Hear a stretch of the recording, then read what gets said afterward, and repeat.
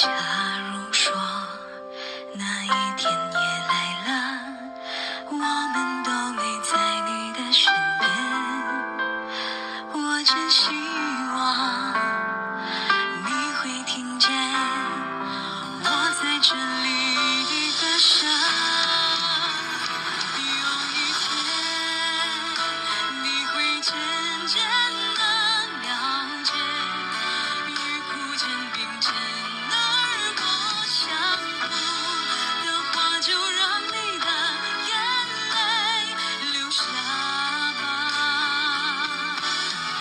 孩子啊，一定要记得你的汗水不会白费，